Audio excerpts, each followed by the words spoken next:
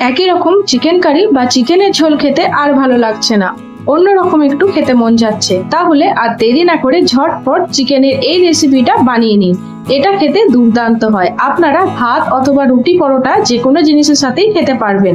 অন্যান্য chicken curry বা চিকেনের ঝোলের থেকে এটা খেতে কিন্তু একটু আলাদা হয়। আর একবার বানিয়ে যদি এর স্বাদ বুঝতে পারেন তাহলে মনে হবে বারবার চিকেনের এই রেসিপিটাই বানিয়ে খায়। এই বাদাম চিকেনটা বানাতে কিন্তু খুবই কম উপকরণ লাগে। তো চলুন আর দেরি না করে ঝটপট বাদাম চিকেনের রেসিপিটা দেখে নেওয়া যাক। এর জন্য আমি একটা মিক্সিং জার নিয়েছি আর তার মধ্যে দিয়ে দিলাম কিছু পরিমাণে আদা ও রসুন। এখানে প্রায় 15 কোয়া মতো আমি রসুন নিয়েছি। একটা কাঁচা লঙ্কা আর সামান্য পরিমাণে জল দিয়ে এটার খুব ভালো করে একটা পেস্ট বানিয়ে নিতে হবে। আদা রসুন ও কাঁচা লঙ্কার পেস্ট একদম রেডি হয়ে গেছে। এখানে আমি 800 গ্রাম মতো চিকেন নিয়েছি। চিকেনটা বেশ ভালো করে ধুয়ে পরিষ্কার করে নিয়েছি। তারপর এর মধ্যে দিয়ে দিলাম আগে থেকে পেস্ট করে রাখা আদা রসুন ও কাঁচা লঙ্কার পেস্ট, আর দিয়ে দিলাম কিছুটা পরিমাণে লেবুর রস, হাফ চামচ মতো কাশ্মীরি লঙ্কার গুঁড়ো, সামান্য পরিমাণে নুন আর বড় চামচের প্রায় 3 চামচ মতো আমি এখানে টক দই দিয়েছি।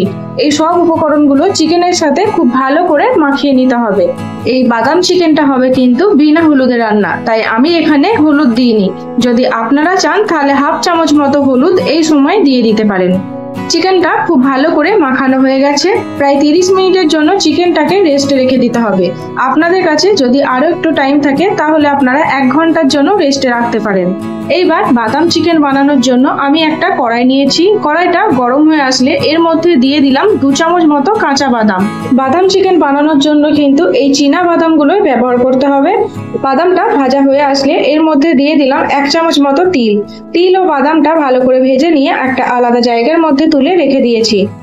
এইবার ওই একই কড়াইয়ের মধ্যে দিয়ে দিয়েছি কিছুটা পরিমাণে তেল। তেলটা গরম হয়ে আসলে এর মধ্যে দিয়ে দিলাম 2টো পেঁয়াজ কুচি। আমি এখানে 2টো মিডিয়াম সাইজের পেঁয়াজ ব্যবহার করেছি। পেঁয়াজটা কিন্তু একটু লাল করে ভেজে নিতে হবে। দেখতে পাচ্ছেন আমি যতটা লাল করে পেঁয়াজটা ভেজেছি, আপনারাও ঠিক সেইভাবে পেঁয়াজটা ভেজে তুলে নেবেন। পেঁয়াজের বেরেস্তা একদম রেডি হয়ে গেছে। এইবার একটা মিক্সিং জারের মধ্যে ভেজে রাখা পেঁয়াজটা দিয়ে দিলাম। পেঁয়াজের বেরেস্তা থেকে কিছুটা পরিমাণে বেরেস্তা আমি তুলে রেখে দিয়েছি। আর আগে থেকে ভেজে রাখা তিল ও বাদামটাও এর মধ্যে দিয়ে দিলাম। বাদামের ছালটা আমি ছাড়িয়ে নিয়েছি। সামান্য পরিমাণে জল দিয়ে এই বাদাম, পেঁয়াজ ও তিলটা খুব ভালো করে একটা পেস্ট বানিয়ে নিতে হবে। বাদাম চিকেন বানানোর জন্য বাদামের পেস্ট একদম রেডি হয়ে গেছে। আর এটা কিন্তু খুব স্মুথ একটা পেস্ট বানাতে হবে। এই পেঁয়াজ, বাদাম ও তিলের পেস্টটা যতটা স্মুথ হবে চিকেনটা খেতে কিন্তু ততই ভালো লাগবে।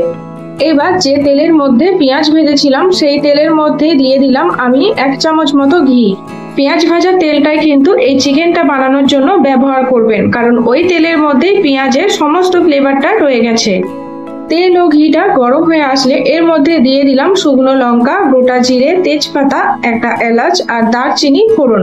ফোড়নটা তেলের মধ্যে ভাজা হয়ে গেলে এর মধ্যে দিয়ে দেব আগে থেকে ম্যারিনেট করে রাখা চিকেনগুলো। এই তেলের মধ্যে পুরো মশলা সমেত চিকেনটা কিন্তু আমি দিয়ে দিইনি। মশলা থেকে চিকেনের পিসগুলো তুলে একে একে এই তেলের মধ্যে দিয়ে দিতে হবে প্রথমে। আমার চ্যানেলটা যদি এখনো অবধি আপনারা সাবস্ক্রাইব না করে থাকেন তাহলে তাড়াতাড়ি সাবস্ক্রাইব করে নিন আর এমন দারুণ টেস্টি রান্নার ভিডিও পেতে থাকুন। চিকেনটা তেলের মধ্যে বেশ ভালো করে ছড়িয়ে দিতে হবে আর এটাকে ঢেকে 10 মিনিটের জন্য রান্না করে নেব, যাতে চিকেনটা কিছু পরিমাণে ভাজা ও সেদ্ধ হয়ে আসে। 10 মিনিট পর ঢাকাটা খুলে দিলাম। দেখতেই পাচ্ছেন চিকেন থেকে কিন্তু নিজে নিজে জল ছেড়েছে। আর এই চিকেনটা রান্না করার জন্য কিন্তু কোনো রকম এক্সট্রা জল দেওয়ার প্রয়োজন নেই। চিকেন নিজে থেকে যে জল ছাড়বে তাতেই কিন্তু পুরো চিকেনটা রান্না হয়ে যাবে। চিকেনটা যখন আরো একটু ভাজা ভাজা হয়ে আসবে এবং এর কালারটা চেঞ্জ হয়ে যাবে, তখন এর মধ্যে দিয়ে দেব ম্যারিনেট করে রাখা চিকেনের যে মশলাটা করেছিল সেটা। এইবার এর মধ্যে দিয়ে দেব হাফ চামচ মতো কাশ্মীরি লঙ্কার গুঁড়ো, স্বাদ মতো নুন আর 1 চামচ মতো ভাজা মশলা। নুনের পরিমাণটা বুঝে দিতে হবে। চিকেন ম্যারিনেট করার সময় আমরা সামান্য পরিমাণে নুন দিয়েছিলাম।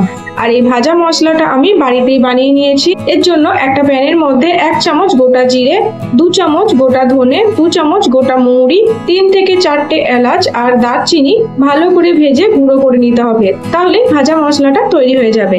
এই সমস্ত উপকরণ দিয়ে চিকেনটা খুব ভালো করে কষিয়ে নিতে হবে যতক্ষণ না আদা রসুনের কাঁচা গন্ধটা চলে যাচ্ছে আর মশলা থেকে তেল ছাড়তে শুরু করে দিচ্ছে। চিকেনটা ভালো করে কষানো হয়ে গেলে এর মধ্যে দিয়ে দেব আগে থেকে তৈরি করে রাখা পেঁয়াজ, বাদাম ও তিলের পেস্ট। এই পেস্টটা চিকেনের মধ্যে দিয়ে খুব ভালো করে নেড়ে চেড়ে চিকেনের সাথে মিশিয়ে নিতে হবে। আর এটাকে ঢেকে দিলাম প্রায় 15 থেকে 20 মিনিটের জন্য, যাতে চিকেনটা খুব ভালো করে সেদ্ধ হয়ে আসে। 20 মিনিট পর আমি ঢাকাটা খুলে দিলাম। আমাদের বাদাম চিকেন কিন্তু রেডি হয়ে এসেছে। আর এই চিকেনটা রান্না করার জন্য কিন্তু এক্সট্রা কোনো জল দেওয়ার প্রয়োজন নেই।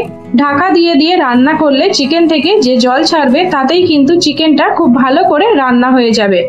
চিকেনটা নামাবার আগে ওপর থেকে দিয়ে দিতে হবে 2টো কাঁচা লঙ্কা, হাফ চামচ মতো গরম মশলা আর কিছুটা পরিমাণে কাসুরি মেথি। এই সমস্ত উপকরণ চিকেনের সাথে ভালো করে মিশিয়ে আমি 5 মিনিটের জন্য রান্না করে নিয়েছি। দারুণ স্বাদের বাদাম চিকেন কিন্তু একদম রেডি হয়ে গেছে। এই সময় গ্যাসের ফ্লেমটা অফ করে দিলাম আর পেঁয়াজের বেরেস্তা থেকে যে কিছু পরিমাণে পেঁয়াজ আমি রেখে দিয়েছিলাম সেটাও এই চিকেনের ওপর ছড়িয়ে দিচ্ছি। এর ফলে চিকেনটা দেখতে যেমন ভালো লাগবে, খেতেও কিন্তু খুবই টেস্টি হবে। এইবার একটা প্লেটের মধ্যে এই বাদাম চিকেনটা আমি পরিবেশন করে নেব। বাদাম চিকেন দিয়ে খাওয়ার জন্য আমি এখানে গরম গরম পরোটা বানিয়েছিলাম। আপনারা এই বাদাম চিকেনটা যে কোনো পরোটা, লুচি, ফ্রাইড রাইস অথবা ভাতের সাথেও খেতে পারেন। তাহলে আর দেরি না করে ঝটপট আজকের ডিনারে এই নতুন ধরনের বাদাম চিকেনটা বানিয়ে নিন। এটা খেতে এতটা টেস্টি হয় যে একবার খেলে কিন্তু এর স্বাদ মুখে লেগে থাকবে আর বারবার এই বাদাম চিকেনটাই বানাতে মন যাবে। দেখুন বাদাম চিকেনটা দেখতে কতটা লোভনীয় লাগছে। আপনারা অবশ্যই একবার এই বাদাম চিকেনটা ট্রাই করবেন। ওপর থেকে আরো কিছুটা পরিমাণে পেঁয়াজের বেরেস্তা আমি ছড়িয়ে দিলাম। তো আমার এই দারুণ স্বাদের বাদাম চিকেনের রেসিপিটি আপনাদের কেমন লাগলো অবশ্যই কমেন্ট বক্সে জানাবেন। আর প্লিজ আমার চ্যানেলটা সাবস্ক্রাইব করবেন।